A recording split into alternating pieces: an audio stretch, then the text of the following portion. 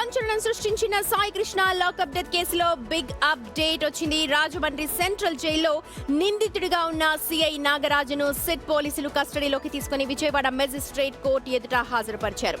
నాగరాజును 7 రోజుల పాటు విచారించేందుకు కోర్టు అనుమతించింది. నాగరాజుకు వైద్య పరీక్షల తర్వాత విజయవాడ కమాండ్ కంట్రోల్లో SIT chief IG Ravi Prakash ఆధ్వర్యంలో ఓ టీం విచారించనుంది. ఎలాంటి అవాంఛనీయ ఘటనలు జరగకుండా కమాండ్ కంట్రోల్ రూమ్ వద్ద భద్రతను ఏర్పాటు చేశారు. మా ప్రతినిధి కాంతి జాయిన్ అవుతున్నారు లైవ్ లో అప్డేట్స్ అందించడానికి. కాంతి, ఐజీ రవి ప్రకాష్ ఆధ్వర్యంలో ఒక టీం నాగరాజుని విచారిస్తారు అని చెప్పి మనకు సమాచారం ఉంది. అలాగే ప్రస్తుతం అక్కడ మీరు ఎక్కడున్నారు, అక్కడ ఉన్న వాతావరణం ఏంటి?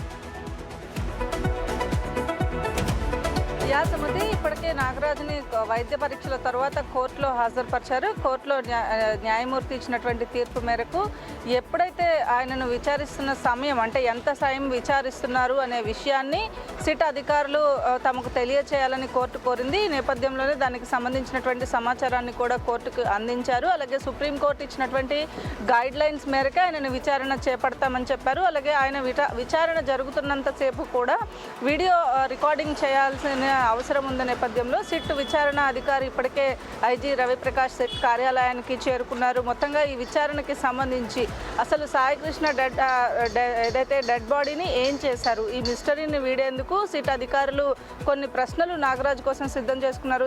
వారం రోజుల పాటు ఈ కస్టడీలో నాగరాజు ఉంటారు కాబట్టి వారం రోజుల పాటు ఆయనను విచారించిన తరువాత ఎటువంటి విషయాలు బయటకు వస్తాయి. ఇప్పటికే గతంలో సిట్ విచారణలో చాలా ప్రశ్నలకు ఆయన దాటవేసినట్లు సిట్కి సహకరించలేదు అని సిట్ కూడా కోర్టులో ఏదైతే మెమో దాఖలు చేసినా మెమోలో పేర్కోవడం జరిగింది. ఈ నేపథ్యంలో ఈ 7 రోజుల పాటు ఆయన విచారణ చేసిన తర్వాత ఎలాంటి విషయాలు బయటకు వస్తాయి లేదా సీన్ రీకన్స్ట్రక్షన్ చేసే అవకాశం కూడా కనిపిస్తూ ఉంది. దీంతో పాటు కొన్ని ఎవిడెన్సెస్ను ఇప్పటికే సిట్ అధికారులు సేకరించారు. ఆ ఎవిడెన్సెస్ను కూడా నాగరాజు ముందు పెట్టి ప్రశ్నించే అవకాశం కూడా రైట్ కాంతి, థ్యాంక్ యూ. మొత్తానికి వారం రోజుల పాటు నాగరాజును విచారణ చేయబోతున్నారు. మరి ఈ టీం కైనా ఆయన సహకరిస్తారా, ఏమైనా విషయాలు బయటకు రాపట్టగలుగుతారా అన్నది